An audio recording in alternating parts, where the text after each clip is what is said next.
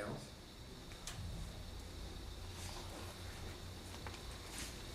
I will take a moment to respond to some comments, and even though we don't typically do that, I have repeatedly disclosed my remote interest in the property at Becca Point that my wife holds in trust with her two brothers. It passes on by bloodline, so I will never actually own that myself.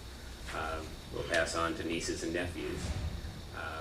Been disclosing that since I was on the PUD because of the contractual issues with the sewer project there, which I wholly supported. The conflict of interest laws has an exemption in it for utilities, that a neighborhood can have the same utilities. That, you know, a commissioner lives in that neighborhood, they can have it as long as it's the same deal that everybody else gets. You don't get any special rates, you don't get any, you know, it's just the same, and it makes sense when you think about it.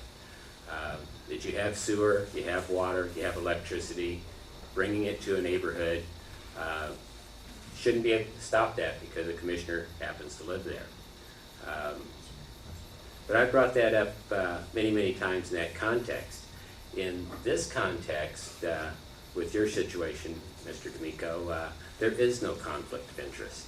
There is no financial connection unless you're making a case that you're damaging property values to a great extent for that whole area, because this is a place that's over 2.5 miles away. I also own my home, which is about 3 miles away, and I do get complaints from farther away than that. Just so for the record, I have checked into that, and there is no conflict of interest.